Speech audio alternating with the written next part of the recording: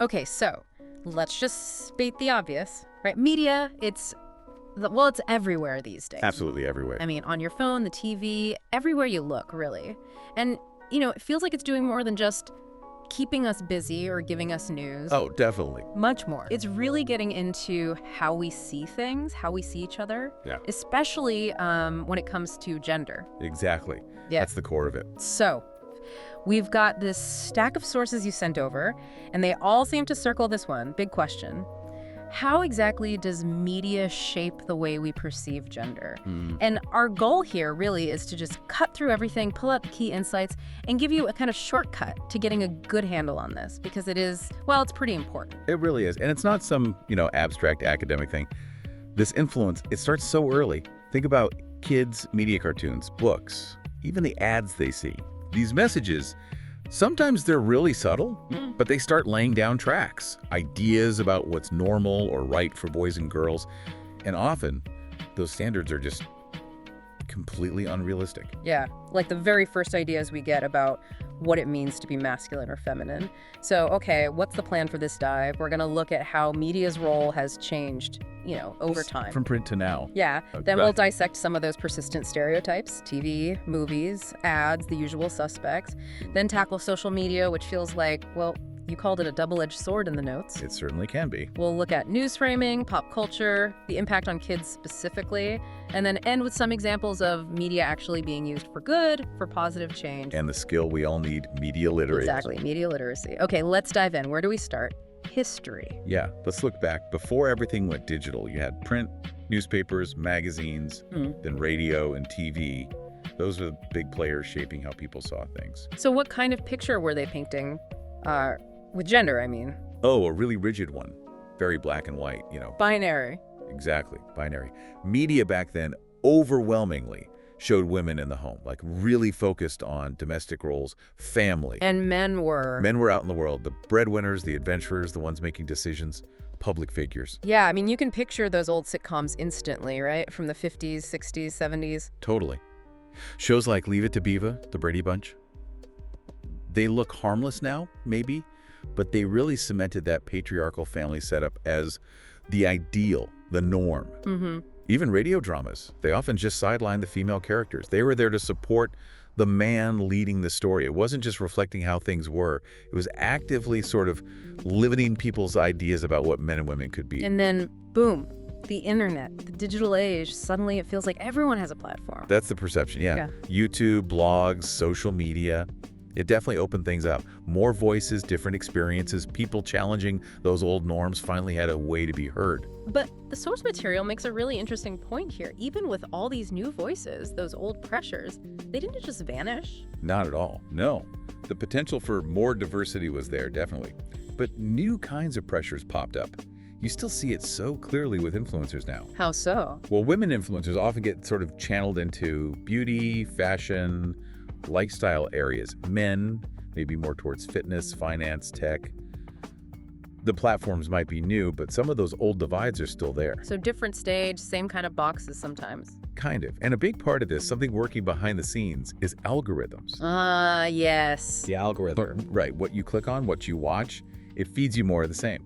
So if you engage with stuff that fits a traditional gender role, guess what? The algorithm will likely keep showing you more of that. It sort of builds these bubbles around you without you even realizing it. That's kind of scary. Okay, let's zoom in on the stereotypes themselves. We mentioned the historical stuff, but these ideas are still very much alive on our screens today. Television, for instance. Yeah, TV is still a major source. And you still see men portrayed so often as, stoic, not showing much emotion, being dominant, making the calls. While women might be more emotionally expressive, maybe more passive, or defined by their relationships, being caregivers. Exactly. And look, these aren't just lazy writing choices. They have real effects. They marginalize anyone who doesn't fit neatly into those boxes. It sends a message that if you deviate, you're somehow off script. Wrong, even. Oh, in movies, the big screen, they often just turn the volume up on these same ideas. Oh, absolutely. Think about those classic movie formulas. The damsel in distress, right? Always needs saving. Versus the action hero, always saving. Right, or that cool girl trope you see sometimes. Yeah. The woman who's appealing because she's specifically not like other women. which usually means she's stripped of traditionally feminine traits to fit into a male-dominated story. And for ages, it felt like these stories were almost exclusively binary. Very little room for trans characters, non-binary characters. Very little, yeah. And just seeing these imbalanced roles played out over and over again in movies, it kind of normalizes them. It makes unequal power dynamics seem natural, expected even. It's training the audience. Which brings us to advertising. Ads feel like they take these stereotypes and just distill them down into these super quick, potent messages, showing us the ideal man or woman. Ads are incredibly powerful. They're designed to hit you quickly, tap into desires, maybe insecurities, often bypassing critical thought. And yes, they constantly push this ideal woman. Young, thin, perfect skin. Right. Nurturing, emotional, usually shown dealing with cleaning or beauty products or family stuff. And the ideal man. He's the counterpoint. Usually muscular, assertive, looks successful, often in charge, maybe with status symbols like cars or tech. And emotionally, pretty reserved, showing vulnerability as weakness. These images are just relentless, and they set standards that are basically impossible for anyone to meet. They really do. For women, it's massive pressure about appearance, sometimes over everything else. For men, it's pressure to hide emotions, always be strong, be the provider. And this isn't just about feeling bad about yourself. It genuinely affects career choices, how people approach relationships. It contributes to real mental health problems. And it's not always the really obvious, blatant stuff either. The source material talks about the power of the subtle messages in ads. That's key. That's where the deep conditioning happens. It's the background details. Like, if a cleaning ad always has a woman doing the cleaning, even if she's not the main focus. It just subtly reinforces that idea. Cleaning is women's work. Exactly. Or a car ad where the man's driving confidently, the woman's just sitting there passively. It positions him as the one in control, the decision maker. Yeah, once you start noticing it, you see it everywhere. It's like these little visual cues are constantly training our subconscious. Precisely. And you see it enough, it starts to feel normal, natural. It shapes what we expect from ourselves and from others in the real world, often without us even clocking it. Now, the sources do mention, to be fair, that some brands are trying to change this. Seeing more dads changing diapers, women in boardrooms and ads. Yeah, those examples are popping up, but But they're still pretty outnumbered by the old stuff. yeah, the sheer weight of decades of the traditional approach is still pretty heavy. Okay, let's shift gears to social media. We called it a double-edged sword. How does that play out with gender? Well, like we touched on, it absolutely gave people voices they didn't have. Huge potential there. But those gender expectations we've been talking about, they definitely didn't disappear online. They just morphed. Like how we still see those gendered content areas for influencers. Exactly that. You still see that pull. Women often finding more traction or maybe feeling more pressure to stick to beauty, fashion, lifestyle, motherhood content. While men dominate things like fitness, business, gaming, tech. Right. It can create these sort of digital silos based on gender, limits what you're exposed to, maybe even limits how people feel they can express themselves. And importantly, for creators who do push against these norms, especially non-binary creators, LGBTQ plus folks, the online harassment can be just awful, intense. So that's the really sharp negative edge. What about the other side, the empowering part? That's significant too. Social media has been the engine for some powerful movements challenging these norms. Think about hashtag body positivity, Yeah, huge. challenging those narrow beauty standards we just talked about. Or movements like hashtag men too, encouraging men to talk about mental health, to break down that tough guy act. These gain traction because of social media's reach. And lurking behind all this engagement, positive and negative, is the algorithm again. Always the algorithm. It's so crucial to understand. It wants to keep you engaged, so it shows you more of what it thinks you like, but that can accidentally build and reinforce those gendered content bubbles. So a young girl clicks on a few makeup tutorials. And suddenly, her feed is flooded with beauty content. Yeah. Maybe crowding out videos about science or sports or politics that she might also be interested in. And the same for a boy watching gaming streams. He might get funneled deeper and deeper into that world, potentially missing out on content about art or caregiving roles or different kinds of careers. It's this feedback loop. It shapes interests, maybe even aspirations, without you really being aware of why you're seeing what you're seeing. Wow. So being aware of that, actively seeking out different stuff, is key. It's becoming a vital skill, yeah. Okay, switching focus again. Let's talk about the news. We tend to think of news as objective facts, but gender bias can definitely creep in there too. Yeah, it's often less about making things up and more about how stories are framed. The angle, the language used, implicit biases play a big role. Like how women leaders are covered. Exactly. You often see way more focus on what they're wearing, their family, maybe their emotional state, compared to male leaders, where the focus is usually on their policies, their actions, their professional achievements. And you see framing differences in crime reporting too. Definitely. Male perpetrators might be described with the words that sort of explain away their actions, like troubled or lone wolf, whereas female victims sometimes face scrutiny about their own past or choices, almost implicitly questioning them. And just basic representation, who gets quoted, who gets interviewed as an expert. Women experts are still significantly underrepresented across most news topics compared to men. So how does that kind of biased framing in the news actually affect us, the public? It really shapes public opinion. It can sway policy debates. If women in power are consistently portrayed as overly emotional or defined by their family roles, it subtly reinforces that old idea that strong, rational leadership is, well, male. It chips away at women's perceived authority. So what helps fix that? What are the solutions? Diversifying newsrooms is a big one. More perspectives making editorial decisions, being really conscious about using gender-sensitive language, avoiding loaded terms, thinking about descriptions, and holding outlets accountable, pushing for more balanced representation of experts and sources. Okay.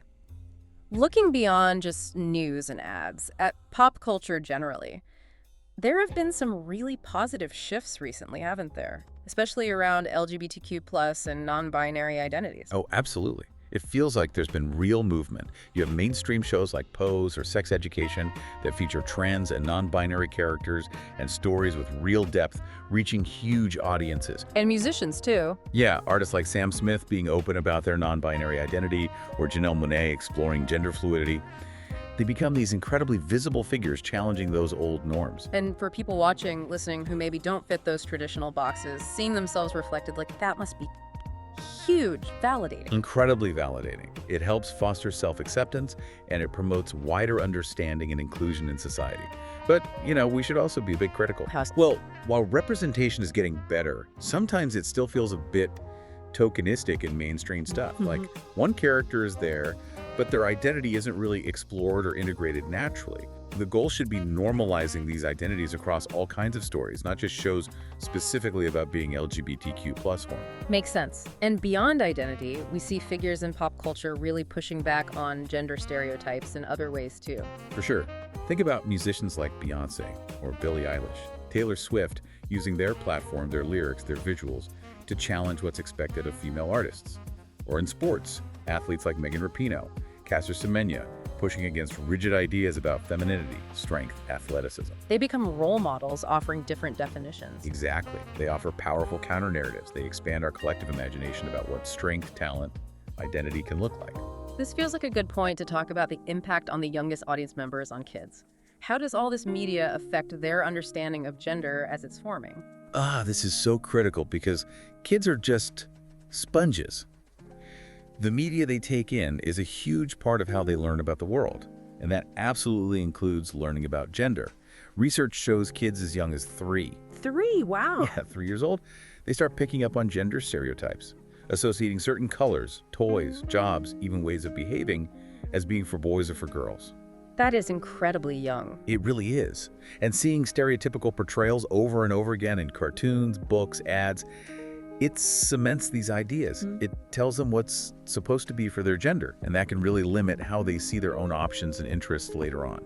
And you can see how that early stuff could totally shape bigger life choices down the road, what they study, what careers they even consider. Absolutely. If a girl only ever sees male scientists in cartoons, she might just subconsciously rule that out for herself. If a boy never sees men in nurturing roles, he might think that's not something he can do. Those early messages stick. But like with social media, there's an upside too, right? Educational media can push back against this. Huge potential there.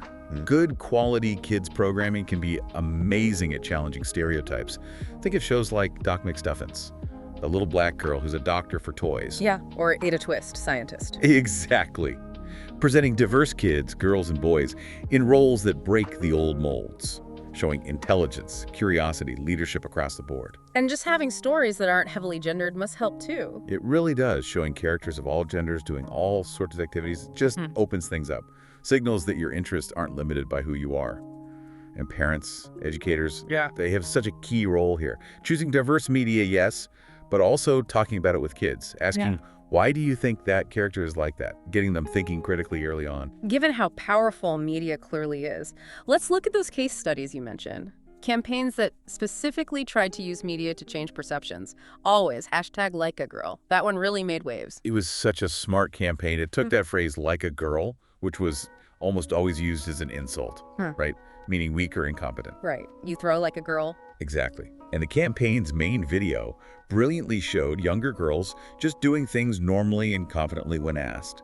But older girls, teens, adults, when asked to run or throw like a girl, they suddenly acted all clumsy and weak. Ah, showing how it's learned. Precisely. It showed so powerfully that the negative meaning is learned. It's social conditioning, not reality. And the impact was massive. It went viral, didn't it? Hugely viral. Millions saw it globally. It started conversations everywhere, homes, schools. Teachers even used it to talk about bias. It really showed how one smart piece of media could tackle a really deep-rooted cultural idea. And the other big one you highlighted was the Dove Real Beauty campaign. Yeah, Dove Real Beauty. That one's been running in various forms since way back in 2004. It was a really long-term effort to push back against the super narrow, often totally unrealistic beauty standards you see everywhere in media and advertising. Their whole thing was celebrating diversity, right? Exactly. Different body shapes, sizes, ages, skin tones, ethnicities. The core message was finding beauty in that diversity. And they used real women, not professional models, which felt different. That was crucial. It gave it authenticity. They focused on real stories, emotional stories about body image, and they directly called out the beauty industry's obsession with perfection. And did it work? What was the actual impact? Studies showed it did increase body confidence in women who saw the campaign. It definitely put pressure on other brands to rethink how they portray beauty, and it really helped push the conversation about body image and media's role in it right into the mainstream. So these examples really drive home the point that media isn't just reflecting culture back at us. Not at all. It can be an active participant. It can actually help reshape culture. When creators or brands are intentional about it, the potential for positive influence is immense. Which brings us neatly to what feels like the most crucial skill for navigating all of this: media literacy. Absolutely fundamental. In today's world, with messages coming at us constantly, being able to critically engage with media, to analyze it, figure out its purpose, evaluate, and it's not just nice to have, it's essential, especially for understanding gender portrayals and how they affect us. So what does being media literate actually look like in practice? What do you do? It's about asking questions constantly. Who made this? Why? What viewpoint are they pushing? Whose voices aren't we hearing? It's about spotting stereotypes when you see them and recognizing, okay, that's a construct, that's not reality. Checking things out, not just accepting them. Yeah, cross-checking information, comparing different portrayals, and maybe most importantly, talking about it. Talking about the messages you see with your kids, your friends, your students, making it a conscious conversation. And the benefit of doing all that, of building that skill. It's huge. You become less likely to just absorb and internalize harmful stereotypes about yourself or about other groups. It empowers you to actually challenge the limiting messages you encounter. And maybe encourages better media to be made. That too. It fosters demand for more authentic, diverse, inclusive content. That's why you see some countries like Finland and Sweden actually teaching media literacy in schools now. They see it as vital for creating informed, critical citizens. Okay, so wrapping this up, we've covered a lot of ground. From those early, rigid media portrayals to today's really complex digital world driven by algorithms, we've seen how profoundly media shapes our views on gender. Definitely. And while there's been real progress, you see aware creators, responsible brands trying to do better. There's still a long way to go in dismantling those harmful stereotypes and getting to truly fair representation. And escaping those old patterns, it really comes down to being active, not passive. It needs that media literacy we just discussed. Critical thinking, yeah. About everything we watch, read, hear, and a real commitment, both as consumers and maybe creators, to diversity and authenticity. And this is where you, listening, really come into it. You're not just on the receiving end. Not at all. You can be part of the change by questioning the media you consume, by supporting stuff that offers balanced, real portrayals, by amplifying voices that are pushing for more inclusive stories. And maybe keeping that one question in mind whenever you encounter media: who does this story serve? That's a powerful question. And thinking about that and everything we've discussed, maybe the final thought to leave you with is this.